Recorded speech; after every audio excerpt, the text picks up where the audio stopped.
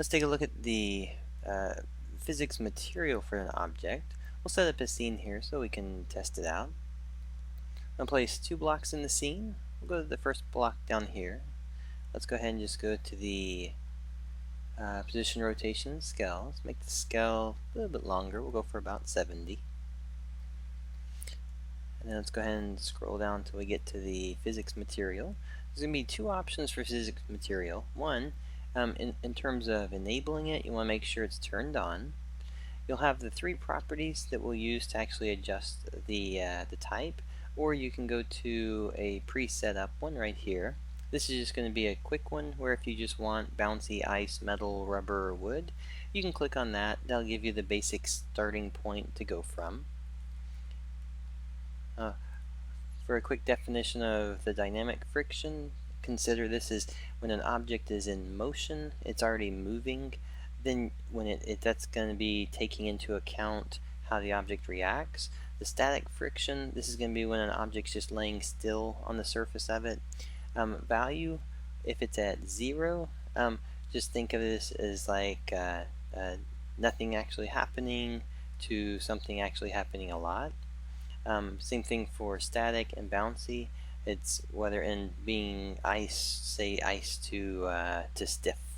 Bouncy is going to be no bounce to full bounce. Okay, so we'll go ahead and take, for instance, we'll put a value of 2 and 2, so it'll be a little bit of movement to it, and then we'll do just a little bit of a bounce.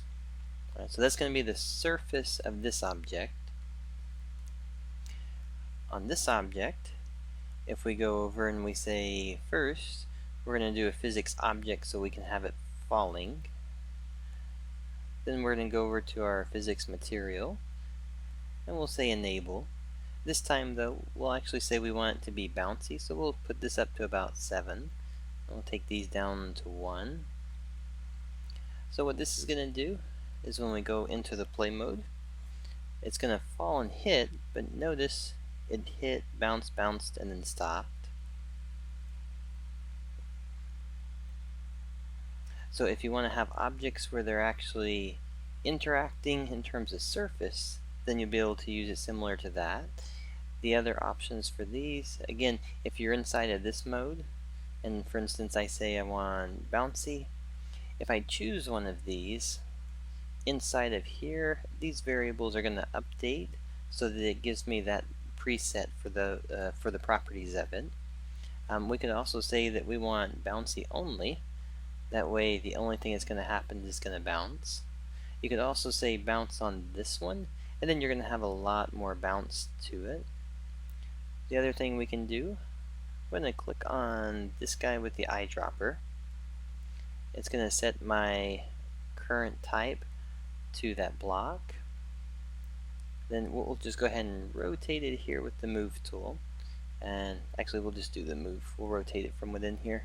I'm going to rotate it to the side so that you can see the object sliding down the side of it. So on rotation, I'll just rotate here to about 30, 35. Alright, so we're going to have this object where it's going to be sliding. We'll place in one more block right here. We're just kind of building up a scene. So this block, again, we'll set this one to physics.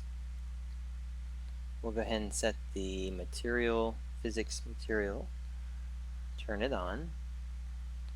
On the friction, let's go ahead and say that on a moving object, the friction is going to be, we'll go for a 3 and 3, and we'll do 1 for bounciness here on it. Alright. And then we'll move this object to the top right here and push play. So now this one should have a little bit of slide. So you see how it slid down like that?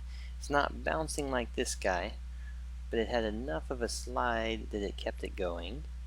So at that point, that's going to be something where from usability side, we'll move this up a little bit higher so you can see it when it as it falls down.